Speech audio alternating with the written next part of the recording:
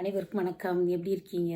இன்னைக்கு ஃப்ரைடே, அதாவது வெள்ளிக்கிழமை நைட்டு 12:30 மணிக்கு பேசிகிட்டு இருக்கேன். அதாவது வியாழக்கிழமை காலையில் எழுந்திருச்சு இப்போ வெள்ளிக்கிழமை நைட்டு பேசிகிட்டு இருக்கேன். சரிங்களா? அதாவது உள்ளத்தில் நல்ல உள்ளம் உறங்காது, தூக்கம் வரல, அதனால் பேசிகிட்டு இருக்கேன். காலையிலேருந்து மத்தியானம் சாயங்காலம் அப்படி வேறு வேறு மாதிரி வீடியோ பண்ணணும்னு யோசித்தாலும் எனக்கு டக்குன்னு என்ன இப்போ பேசணும்னு தோணுதோ அதான் என்னால் பேச முடியும். என் மனசுக்குள்ளே என்ன தோணுதோ அதான் பேச முடியும். எதுவுமே என்னால் முன்னாடியே முடிவு பண்ண முடியல. உங்களுக்கு யங்ஸ்டர்ஸுக்கு நான் கொஞ்சம் சத்தமாக பேசட்டுமா? யங்ஸ்டர்ஸுக்கு ஒரு சம்பவத்தை சொல்லணும்னு நினைக்கிறேன். நான் ரொம்ப சத்தமாக பேசினா பக்கத்தில் இருக்கிறவங்க எந்திரிச்சுக்குவாங்க. பக்கத்தில் ஒரு ரூமில் தூங்கிட்டு இருக்குது பிள்ளைங்க. அதாவது சனி ஞாயிறு நாங்கள் தோட்டத்துக்கு போவோம். நான் எங்கள் வீட்டில் 3 பிள்ளைங்க. நாங்கள் தோட்டத்துக்கு போயிட்டு வேலை செய்வோம். தோட்டத்தில் வந்து களை எடுப்பாங்க, இல்லை மாட்டுக்கு புல் பிடுங்குறது, இந்த மாதிரி வேலை செய்வோம். அப்போ வந்து களை எடுத்துக்கிட்டு இருக்கப்போ ஒரு 10 பேர் வேலை செஞ்சுட்டு இருக்காங்க. ஒரு நாள் நடந்த சம்பவத்தை சொல்கிறேன். அப்போ வந்து எனக்கு ஒரு 15, 16 வயசு இருக்கும். 14, 15, 16 அந்த டைமில் ஒரு அம்மா என்ன செய்வோன்னா, நாங்கள் களை வெட்டிக்கிட்டே போகிறப்போ அந்த புல்லை எடுத்து சேர்த்து வைப்போம். அதை நல்ல மண்ணை உதறிட்டு வந்து மாட்டுக்கு போடுறதுக்கு. சரியா? அந்த வேலை நான் செஞ்சுக்கிட்டு இருக்கேன். அப்போ வந்து ஒரு அம்மா எங்கள் அம்மா கிட்ட கேட்குறாங்க. எங்கள் ஊர் எல்லாம் நமக்கு வேண்டியவங்க தான். அவங்க கேட்குறாங்க, யாருன்னு தெரில எனக்கு இப்போ. அவங்க கேட்குறாங்க எங்கள் அம்மாக்கிட்ட, எங்கள் அம்மா பேரை சொல்லி என்னை பற்றி பேசுகிறாங்க, சத்தமாக பேசுகிறாங்க. இந்த பிள்ளைக்கு சொந்தத்தில் மாப்பிள்ளை இருக்கா அப்படின்னு சொல்லி கேட்குறாங்க. எங்கள் அம்மா சொன்னிச்சு, இல்லை அப்படி ஒன்றும் இல்லை, எல்லாம் ஒன்றும் ரொம்ப பெரிய வயசில் இருக்காங்க, இல்லாட்டி சின்ன பசங்களாக இருக்காங்க அப்படின்னு சொன்னோடனே அதுக்கு அந்த அம்மா ஒரு பதில் சொன்னாங்க பாருங்கள். ஒரு அருமையான பதில், ஒரு பொயட்டிக்கான ஒரு பதில். அந்த பிள்ளைக்குன்னு ஒருத்தன் பிறந்திருப்பான், இந்நேரம் பிறக்காமல் இருப்பான். எங்கே உப்பும் தண்ணியும் கொடுத்து வச்சுருக்குதோ அப்படின்னு அந்த அம்மா சொல்கிறாங்க. இன்னொரு அம்மா சொல்கிறாங்க, பிள்ளைக்கு நல்ல குணம், யார் கொடுத்து வச்சுருக்குதோ அப்படின்றாங்க. அதை நானாக எதுவும் சொல்லலை, அவங்க சொன்னதான் சொல்கிறேன். அவங்க அப்படி சொல்கிறப்போ நான் வந்து நல்லா சத்தமாக தான் பேசுகிறாங்க. நான் வந்து இவங்க பேசுகிறதெல்லாம் எனக்கு காதில் விழுவாத மாதிரி அப்படியே புல் பூரிக்கிட்டே இருக்கேன். அதான் என்ன சிரிக்கவும் இல்லை, அதாவது எனக்கு காதிலே விழுவலை அப்படின்ற மாதிரி இருக்கேன். அவங்க என்ன சொல்கிறாங்க, இந்த பிள்ளைக்குன்னு ஒருத்தன் பிறந்திருப்பான் அப்படின்ற ஒரு வார்த்தை இருக்குது தெரியுமா? அது வந்து ரொம்ப வாழ்க்கைக்கு ரொம்ப முக்கியமான வார்த்தை. அது வந்து ஏதாவது வாழ்க்கை எல்லாம் ஒரு மனுஷன் பிறகுறான், வளர்றான், பிள்ளை குழந்தை பெற்றுக்கிறான், அப்படி இல்லை. அப்படி ஒரு வாழ்க்கையை வந்து அர்த்தம் உள்ளதாக ஒரு அழகாக்குறது வந்து சில விஷயங்கள் தான். புரியுதுங்களா? நம்ம எனக்குன்னே ஒருத்தர் பிறந்தவன், எனக்குன்னே ஒருத்தி பிறந்தவன், இந்த ட்ரெஸ்ஸு எனக்குன்னே தைச்ச மாதிரி இருக்குது, இந்த சேலை கட்டினா உனக்குன்னே செஞ்சது மாதிரி இருக்குது அப்படி சொல்லுவாங்க தெரியுமா? அது வந்து ரொம்ப சந்தோஷமான ஒரு விஷயம். இப்போ நம்ம கடைக்கு போனோம்னா கடைசியாக ஒரே ஒரு பீஸ் இருக்கும். ஒரு பொருள், ஏதோ ஒரு பொருள் ஒரே ஒரு பீஸ் இருக்கும். பெண்கள்கிட்ட கேட்டு பாருங்கள், 10 இருக்கிறப்ப எடுக்கிறதுக்கும் அந்த ஒரே ஒரு பீஸ் இருக்கும் தெரியுமா? அது நமக்காகவே இருக்கிற மாதிரி அதை டக்குன்னு எடுப்பாங்க. இந்தியாவுக்கு போனப்போ என் பொண்ணு இந்த ஒரு கிருஷ்ணன் ஃபோட்டோ வச்சுருந்தது, கடையில் இருந்தது. அந்த பொண்ணுக்கு வந்து கிருஷ்ணன்னா ரொம்ப பிடிக்கும். அவள் இங்கிலீஷில் சொல்கிறா, the photo is waiting for us to buy. இந்த ஃபோட்டோ வந்து நமக்காக வெயிட் பண்ணிகிட்டு இருக்குதான், நம்ம வந்து வாங்கணுன்ட்டு. எனக்கு தோணுச்சு, எப்படி நம்மளுக்கு வந்து நம்ம வீட்டு பிள்ளைங்க நம்ம கல்ச்சரில் எப்படி யோசிப்பாங்களோ அதே போலவே யோசிக்குதுங்க. அதாவது நமக்குன்னு ஒருத்தி பிறந்திருப்பா, நமக்குன்னு ஒருத்தன் இருக்கான் அப்படின்ற ஒரு மனநிலை வந்து முதல்ல நம்மளை மதிக்க வைக்குது. சரிங்களா? முதல்ல தன்னை மதிக்கணும், அப்புறம் தான் மற்றவங்களும் நம்ம மதிக்க போகிறோம். ஒரு சமீபத்தில் கூட சில பாலியல் பலாத்கார விஷயங்கள் பார்த்தப்போ அதை பற்றி தனியாக அந்த சம்பவத்தை எடுத்து பேச எனக்கு மனசு வரல, எரிச்சலாக இருக்குது எனக்கு. இங்கே அந்த சம்பவம் நடந்தது, அந்த சம்பவம் நடந்தது, அதெல்லாம் எனக்கு வந்து இது ஒரு கண்டென்ட்டாகவே எனக்கு தெரியல. அது அசிங்கமாக இருக்குது. ஒரு பெண்ணுக்கு இப்படி அந்த இடத்துல நடந்துச்சு, இந்த இடத்துல நடந்துச்சு, எனக்கு அசிங்கமாக இருக்குது. உண்மையிலேயே சொல்கிறேன். இப்போ நம்மளோட உடம்பை நம்ம மதித்தாதான் மற்றவங்களோட உடம்பை நம்ம மதிப்போம். நம்மளை நம்ம மதிக்கணும்ல, அப்போ தான் மற்றவங்களும் நம்ம மதிக்க முடியும். ஒரு காக்கா குருவி கூட பாலியல் பலாத்காரம் பண்ணாது. காக்கா குருவி கூட அப்படின்னு சொன்னது தப்பு. இயற்கையிலேயே அந்த மாதிரி ஒரு விஷயம் இருக்கா? நம்ம வந்து இளைஞர்கள்ட்ட வந்து எப்படி இந்த பசங்க வளர்ந்துக்கிட்டு இருக்காங்கன்னே தெரியல. என்னோட சின்ன வயசுலேருந்து எங்கள் கிராமத்துலலாம் பாலியல் பலாத்காரன்ற விஷயத்த நான் கேள்விப்பட்டதே கிடையாது. எங்கள் ஊரில் ஒரு அம்மா சொன்னாங்க. அவங்க அது அவங்க சினிமா பார்ப்பாங்க. சினிமா பார்த்து சொல்கிறாங்களா இல்லை அவங்களா உண்மை சம்பவமான்னு எனக்கு தெரியல. அவங்க ஒரு ஒரு சம்பவத்தை சொன்னாங்க. அது என்ன தெரியுமா? ஒரு ஊரில் ஒரு பொண்ணு கர்ப்பம் ஆயிடுச்சு. அவங்க வந்து பஞ்சாயத்துக்கு வந்துட்டாங்க.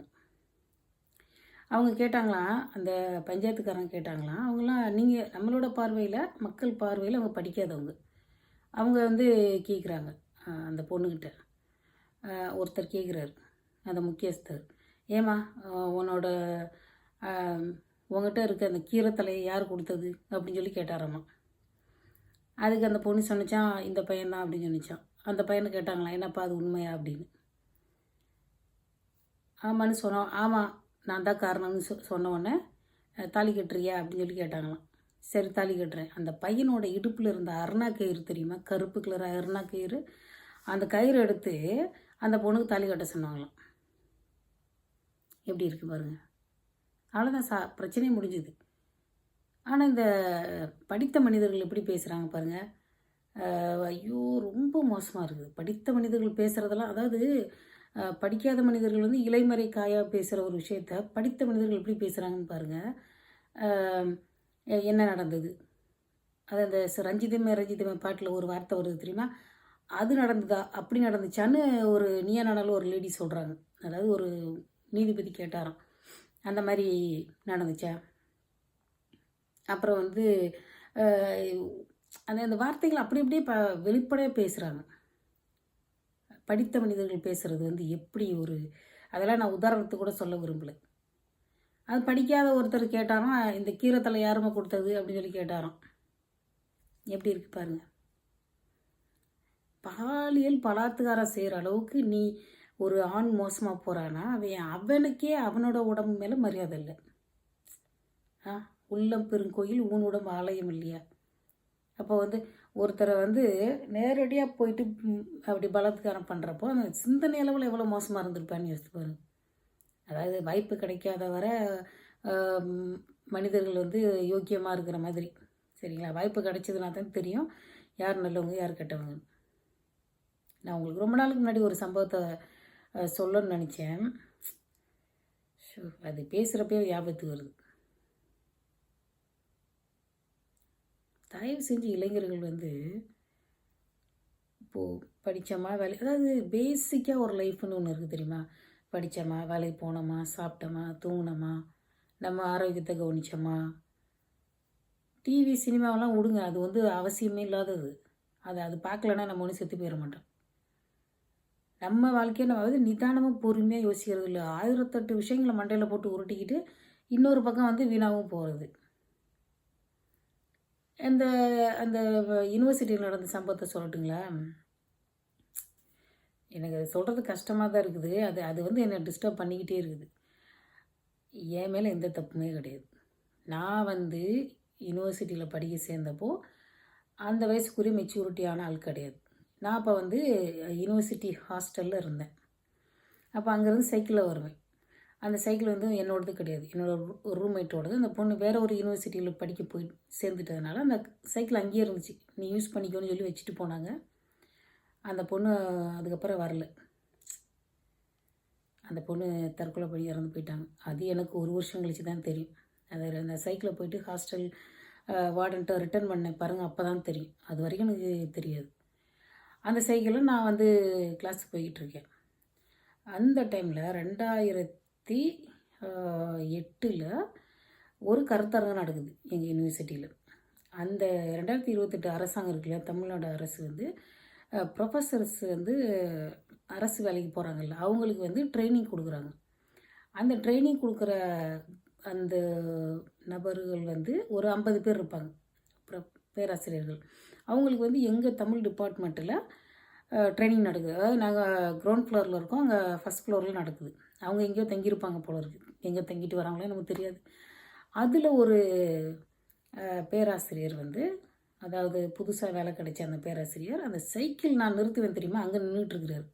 நான் வந்து எப்பவும் வந்து ரொம்ப லேட்டாக வெயில் ஏறி போய் அந்த டைம்லலாம் போகமாட்டேன். அந்த கிளாஸ் ஆரம்பிக்கிறதுக்கு 10 நிமிஷத்துக்கு முன்னாடியே போயிடுவேன். அவ்வளோ எனக்கு ரொம்ப லேட்டாக போகிறது பிடிக்காது. நான் கரெக்டாக போயிடுவேன். அந்த திறக்கறதுக்கு முன்னாடியே போயிடுவேன். அந்த மாதிரி போய் போயிட்டு அந்த சைக்கிளை வச்சுட்டு நிற்கிறேன். அவர் அந்த அந்த இடத்துல ஏற்கனவே நின்றுட்டுருக்கிறாரு. சரிங்களா? இப்போ வந்து சில இளைஞர்கள் படிக்காதவங்கெல்லாம் பண்ணுறது தப்பு. படித்தவர்கள் எப்படி இருக்கிறாங்க? ஆ அந்த பொன்முடி பேராசிரியர் அவர் எப்படி பேசுகிறாரு? அவரெல்லாம் ஒரு பேராசிரியர். இப்போ இந்த பேராசிரியர் பற்றி கேளுங்க. இந்த பேராசிரியர் நின்றுட்டுருக்கிறாரு. அவர் வந்து முதல் நாள் என்கிட்ட பேசுகிறாரு. இப்போது நம்ம வந்து ஒரு சாதாரண ஸ்டூடெண்ட்டு, கிராமத்துலேருந்து போன ஒரு ஸ்டூடெண்ட்டு. நான் வந்து சார் சார் சார் இப்போது சார் சார் சார் தானே பேசுவோம். அவர் வந்து போமா வாமா போங்க அப்படின்னு பேசுகிறாரு. நல்லவங்க கெட்டவங்க எல்லோரும் போமா வாமான்னு பேசுவாங்க. இது ஒரு நரி. சரியா? இந்த நரி என்ன பண்ணுது, என்னம்மா நான் சொன்னேன். நான் வந்து கேட்குறாரு. அவர் கேட்குறாரு. சாதாரண பேசுவாங்க இல்லையா, ஒரு பேராசிரியர் கேட்டால் நான் பதில் சொல்ல மாட்டேன்னா. அவர் கேட்குறாரு, நான் வந்து கிராமத்தில் இருக்கேன், எங்கள் அம்மா அப்பா விவசாயம் பண்ணுறாங்க, இதே போல் தான் நான் இருக்கேன், ரொம்ப பணக்காரங்க மாதிரிலாம் கிடையாது, எப்போவுமே ஒரே மாதிரி தான் இருக்கேன். அப்போ வந்து முதல் நாள் பேசுகிறாரு, சாதாரணமாக பேசுகிறாரு. அவருக்கு வந்து சார் நீங்கள் எந்த ஊர் சார்? எனக்கு அந்த ஊர் பேரை சொல்ல விருப்பம் இல்லை, அவங்களுக்கு மனசு கஷ்டமாக இருக்கும். இதுக்கு அவர் வந்து அவருக்கு திருமணம் ஆகிருக்கு, 2 பொண்ணுங்க இருக்குது. Okay sir, okay sir. நம்ம சாதாரணமாக பேசுகிற மாதிரி தானே பேசுகிறேன். நான் இப்போ இருக்க சைஸில் பாதி சைஸ் தான் இருப்பேன், அவ்வளோ ஒல்லியாக இருப்பேன். புரியுதுங்களா? ஒரு அந்த கல்யாணத்துக்கு முன்னாடி ஸ்டூடெண்ட் எப்படி இருப்பாங்கன்னு யோசித்து பாருங்கள். நம்மளுக்கு வந்து வேறு எந்த சிந்தனையும் வராது, சாதாரணமாக நம்ம பேசுகிறோம், அவ்வளோதான். 2வது நாள், இப்போ இந்த வீடியோட சவுண்டு எப்படி இருக்குன்னு எனக்கு தெரியாது, கோவிச்சிக்காதீங்க, நான் ஃப்ளோவில் பேசிகிட்டு இருக்கேன். 2வது நாள் அவர் கேட்குறாரு, அவர் சொல்கிறார், அதே போல் நான் வந்து சைக்கிள் நிறுத்துகிற இடத்துக்கு போகிறேன், அவர் நின்றுட்டு இருக்கிறாரு, வேறு யாருமே கிடையாது அங்கே. ஓகே, நான் இதே சாதாரணமாக தான் நினைக்கிறேன். எப்படிப்பா இப்படிலாம் யோசிக்க முடியும்? ஒரு காலேஜ் ஸ்டூடெண்ட் அங்கே நின்றுட்டு இருந்தால் கூட நான் தப்பாக நினைக்க மாட்டேன். ஏன்னா எனக்கு தான் நான் சொல்கிறேனே, ரொம்ப யோசிக்க மாட்டேன்னு.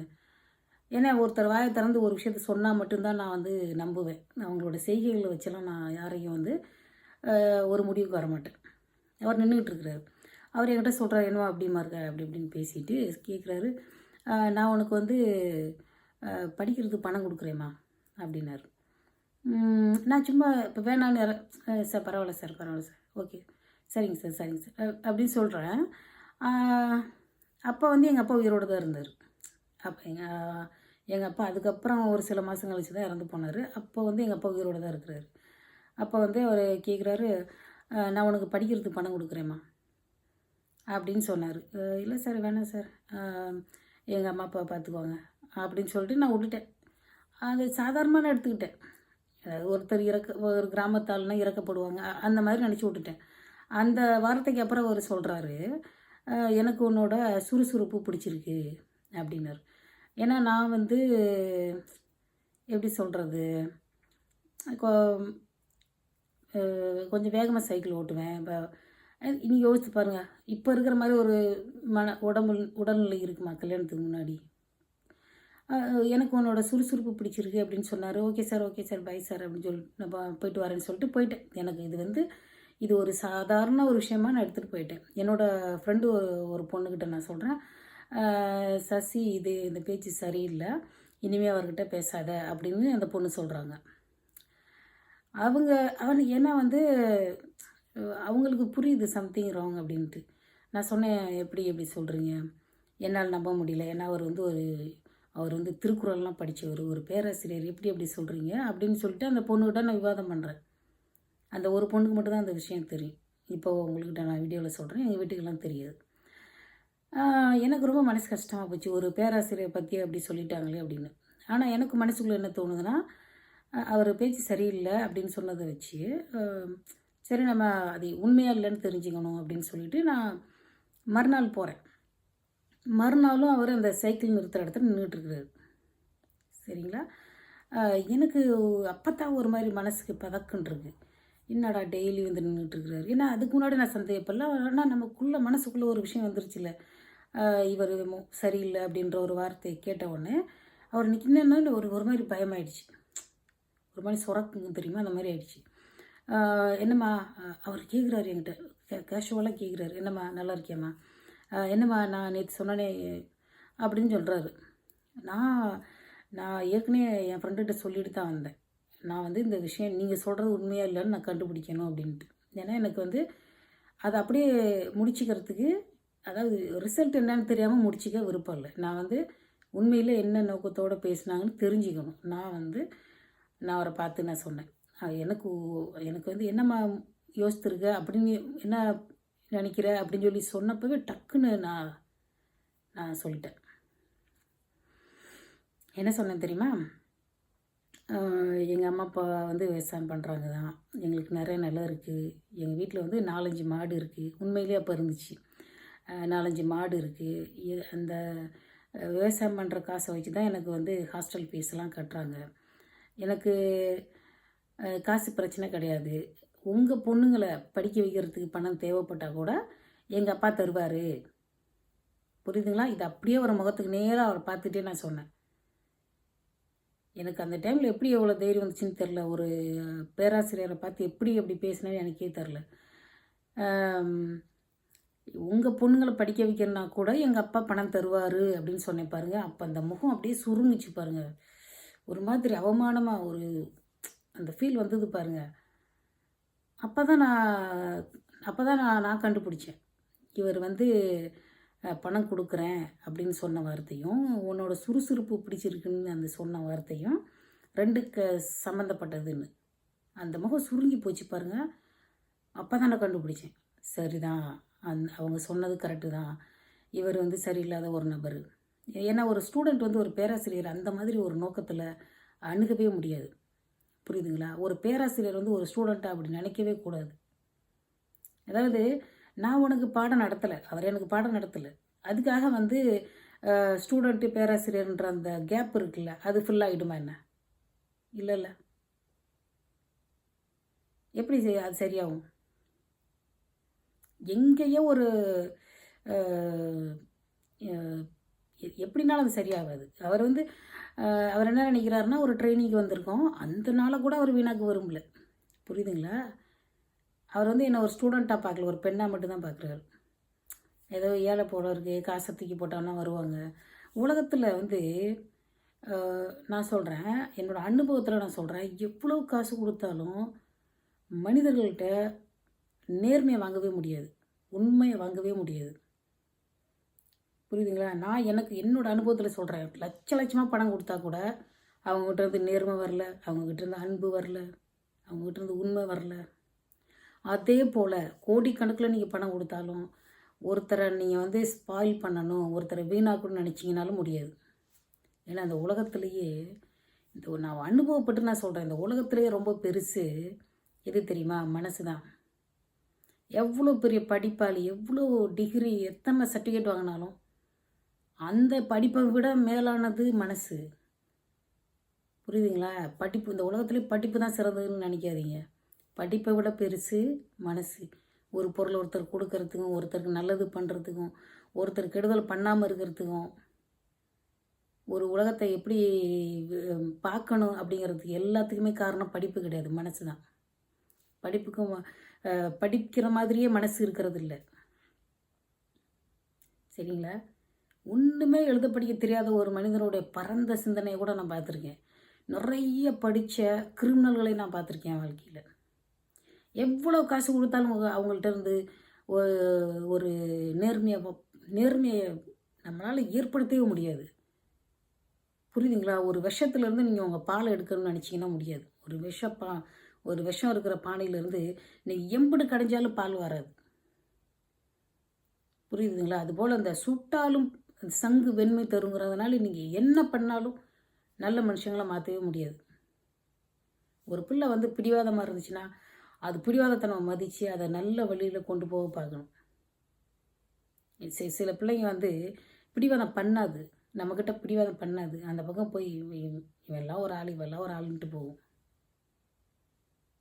பிடிவாதம் பண்ணாது, ஆனால் திருட்டுத்தனை உள்ள தெரியாமல் பண்ணும். அதுக்கு தான் நம்ம பிடிவாதம் பண்ணு, நேர்மையாக இருக்கத்தான் பழக்கணும். இவ்வளோ மார்க் வாங்க, அவ்வளோ மார்க் வாங்க. நானும் தான் 10th 12th எவ்வளோ மார்க் வாங்கினேன். அந்த மார்க்கை வச்சு ஒரு பிரயோஜனமும் கிடையாது. 10 பைசா பிரயோஜனம் கிடையாது எனக்கு. எங்கள் அம்மாவுக்கு ஒரு 500 சேலை வாங்கி நான் கொடுக்கல. என்னத்துக்கு படித்து என்ன பிரயோஜனம்? இதே நான் வேறு ஏதாவது ஒரு கடைக்கோ இல்லை ஒரு மில்லுக்கோ ஏதோ ஒரு வேலைக்கு போயிருந்தால் கூட எங்கள் அம்மாவுக்கு 4 பொருள் வாங்கி கொடுத்துருப்பேன். இதெல்லாம் என்ன வாழ்க்கை? அந்த பேராசிரியர் அதெல்லாம் நான் ஒரு க்ளூ கொடுத்தேன்னா கூட இருக்கிற அந்த ட்ரைனிங்க்கு வந்த எல்லோரும் கண்டுபிடிச்சிருவாங்க. அது சொல்லக்கூடாது. அந்த நபர் மேலே எனக்கு நல்ல எண்ணம் கிடையாது, புரியுதா? அந்த நபரை நான் அவன் சொல்லக்கூட வாய்ப்பு இருக்குது. ஆனால்